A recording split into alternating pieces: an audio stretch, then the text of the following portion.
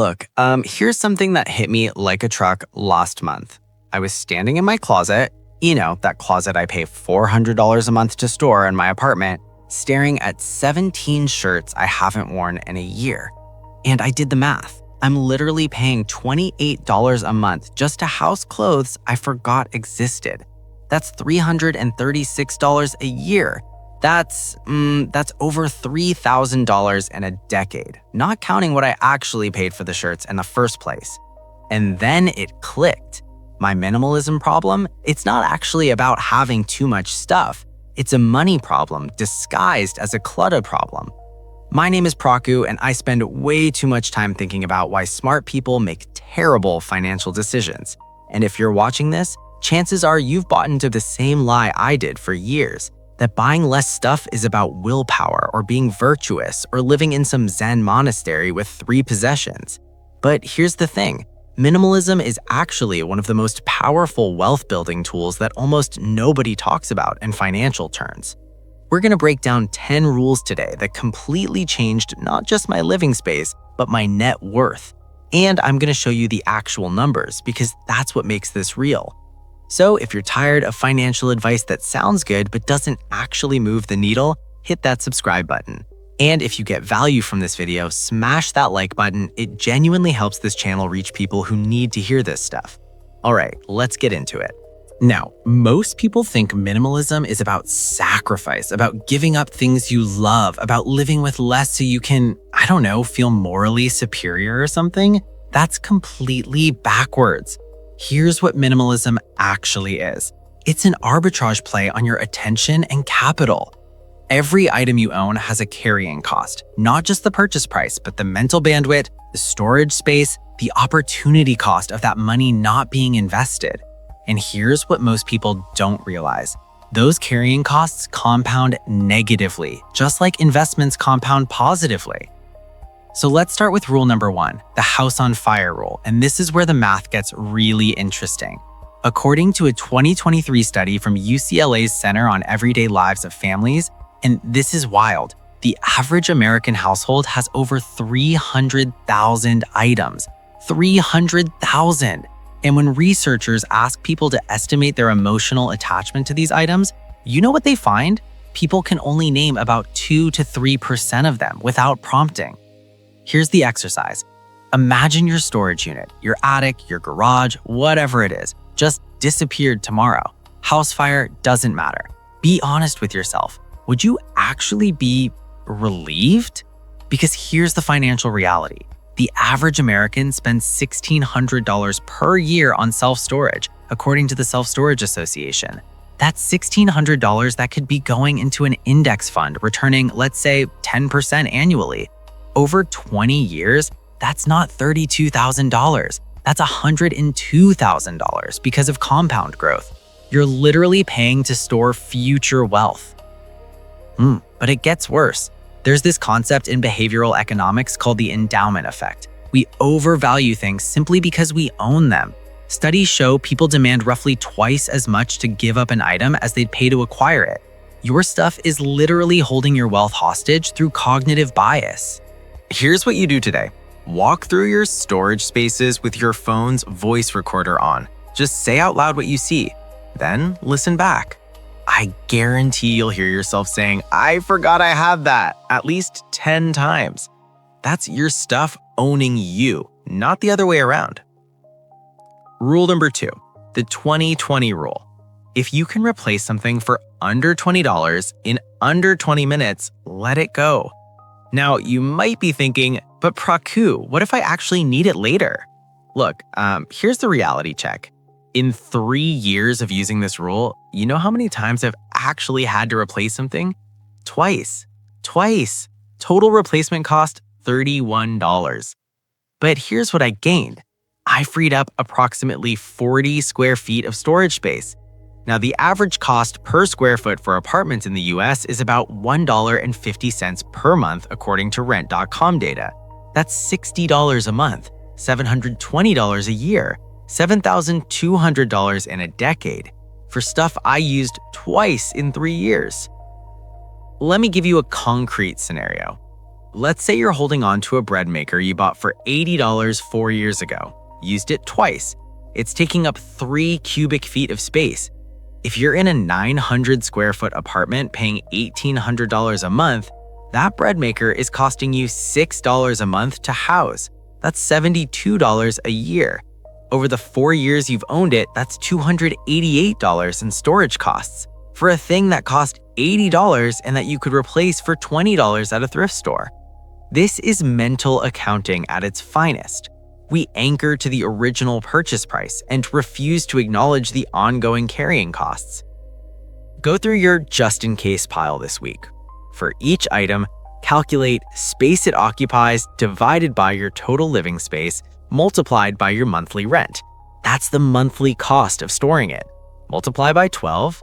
Is it worth that annual subscription? Rule 3, the box rule. This one's brilliant for people who struggle with loss aversion, and that's most of us, by the way. Daniel Kahneman won a Nobel Prize partly for demonstrating that losses feel roughly twice as painful as equivalent gains feel good. So getting rid of stuff triggers legitimate psychological pain, even when that stuff provides zero value. The box rule hacks this bias. Take anything you're unsure about, put it in a box, seal it, date it, and set a phone reminder for 6 months.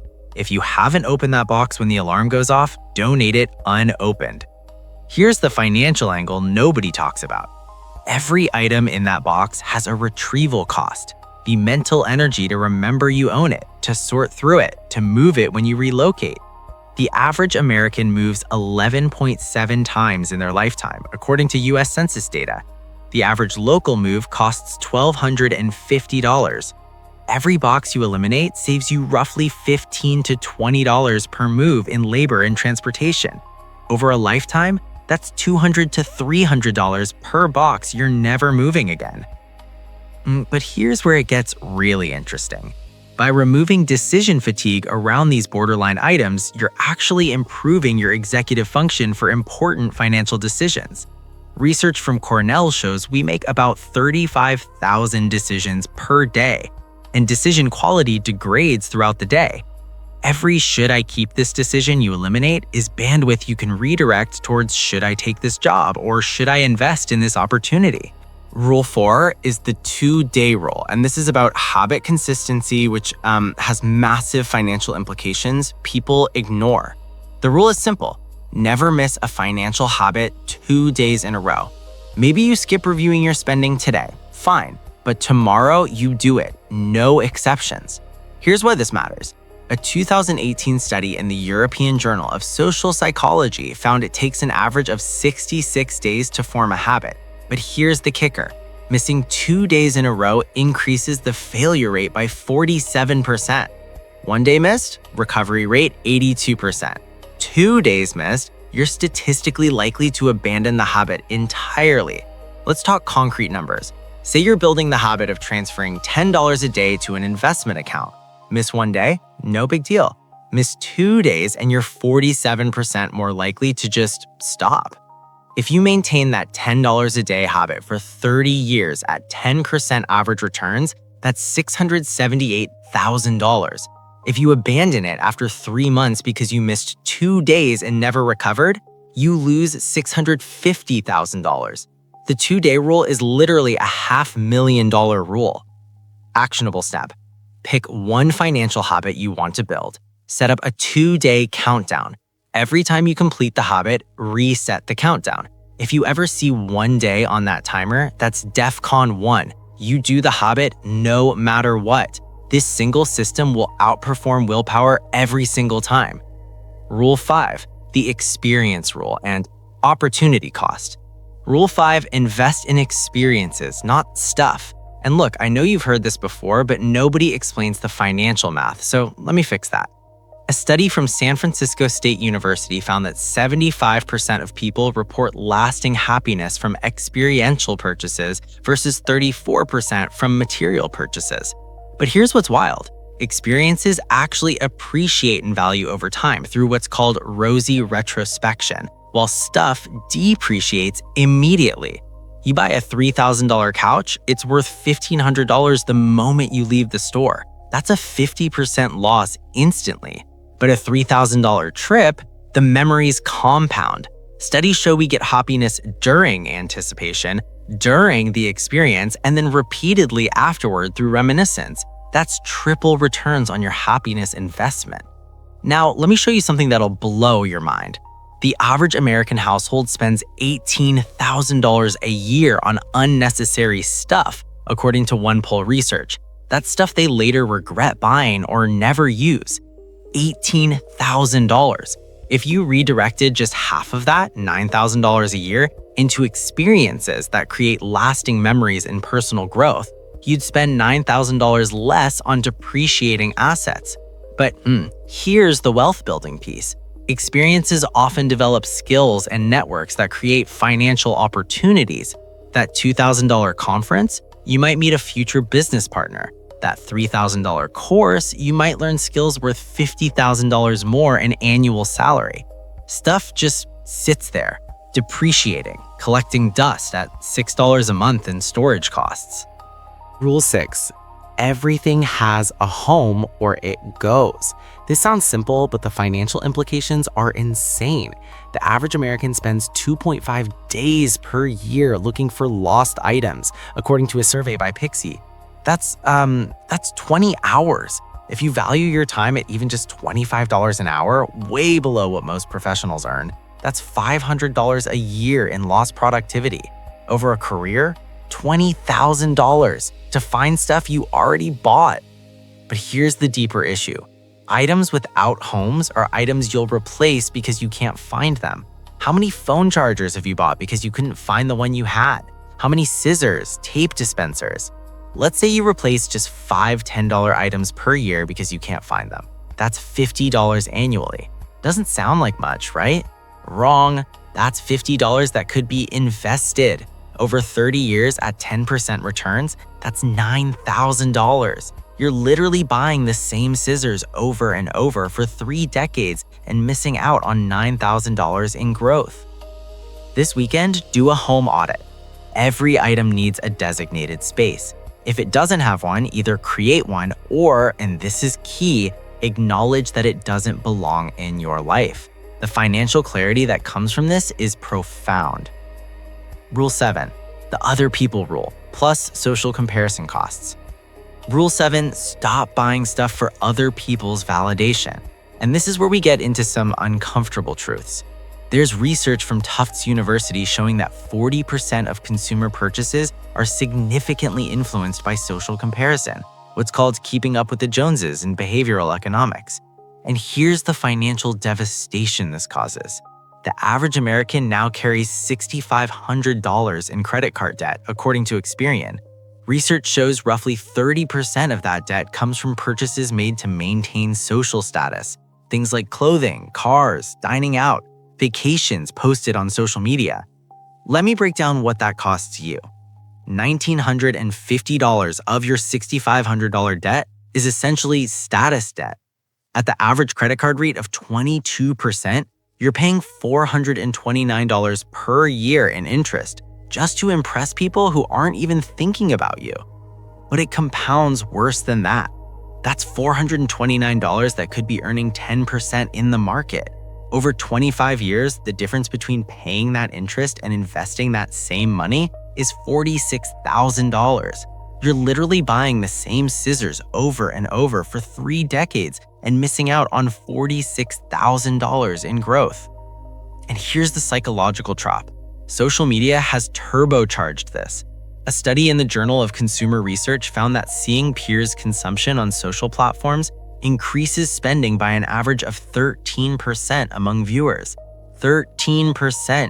If you make $75,000 a year and spend $45,000 of it, social media is subconsciously costing you $5,850 annually. Rule 8, the 90% rule, and this is legitimately one of the most powerful financial filters I've ever used. Don't buy anything unless it's a 90 out of 100 or above for you. Not pretty good, not I could see myself using that. 90 or above. Here's what happens financially when you apply this. The average American buys 68 clothing items per year, according to Morgan Stanley research. Of those, they wear about 40% regularly. That means 60%, about 41 items, are essentially waste. If the average item costs $35, that's $1,435 per year on clothes you don't actually wear. Over a decade, that's $143,500. But wait, that's not invested money, so the real opportunity cost at 10% returns over 20 years is $95,000. You're giving up nearly $100,000 in future wealth on okay-ish clothes you don't even wear. The 90% rule cuts this by forcing you to only buy things you genuinely love. When everything you own is your favorite, you use everything, you replace nothing, and you stop shopping because you already have what you need. But it goes beyond purchases. Use this for commitments too. Someone asks you to join a board, take on a project, attend an event. Is it a 90% yes? If not, it's a no. The average person spends 23 hours per month on commitments they don't actually care about. At $50 an hour value of time, that's $1,150 a month, $13,800 a year, $138,000 per decade in misallocated life energy. Rule 9, if it takes 2 minutes or less, do it now. And this has massive financial implications people completely miss.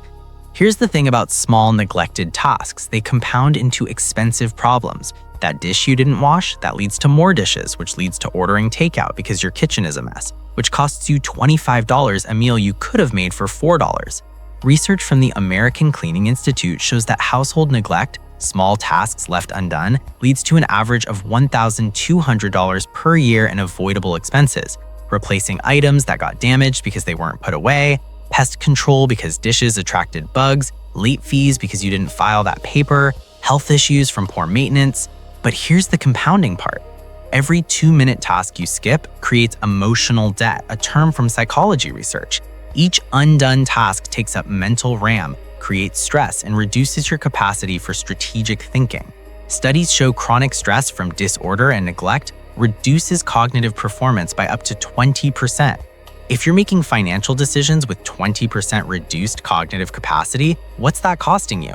Missing a tax deduction, not negotiating your salary, not noticing a fee on your credit card statement? The errors compound. Oh my God, for 1 week, commit to the 2-minute rule religiously. Track how many mini tasks you complete, then track your stress levels and decision quality. The correlation will shock you. Rule 10, the nightly reset. Every night, reset your environment for success tomorrow. This sounds simple, but here's what most people don't realize. Environmental design is more powerful than willpower. Research from Duke University shows 45% of our behaviors are habitual and triggered by environmental cues, not conscious decisions. When you reset your space nightly, dishes clean, clothes laid out, workspace organized, you're essentially preloading tomorrow's good decisions. You wake up to clarity, which means your best cognitive hours aren't wasted on friction and decision-making about trivial stuff. Let me quantify this. If environmental friction costs you even 30 minutes of productive time per day, time spent searching for things, dealing with mess, reacting to chaos, that's 182 hours per year. At a modest $40 an hour value of time, that's $7,280 annually. Over a career, that's $280,000 in lost productivity. But here's the compounding factor. That 30 minutes could be spent on high-leverage activities, learning a skill, building a side income, investing in relationships that lead to opportunities. The nightly reset isn't just about saving time. It's about making your best time available for your best work. Look, here's what I want you to understand. These 10 rules, they're not about deprivation. They're about liberation. Every item you eliminate is mental freedom. Every habit you systematize is cognitive bandwidth. Every dollar you stop spending on stuff is a dollar that works for your future instead of sitting in a closet depreciating. The math we walked through today isn't theoretical. This is real money, real time, real freedom. If you implemented just half of these rules and redirected that capital into investments, you're looking at hundreds of thousands of dollars over a lifetime. That's not an exaggeration. That's compound interest and opportunity cost. But more than the money, it's the peace. It's waking up in a space that serves you, not one that demands your attention. It's making decisions from clarity, not from chaos. It's building a life where your resources, time, money, and energy go toward what actually matters to you. So here's your homework. Pick one rule, just one. Implement it this week. Track the results for 30 days, both the financial impact and how it makes you feel. I promise you, the compounding will surprise you. If this resonated with you, subscribe for more content on building wealth through better systems and psychology. Hit that like button so more people can break free from the stuff that's holding them back financially. And remember, minimalism isn't about having less. It's about making room for more. More wealth, more freedom, more life. Thanks for watching. Now go build something that matters.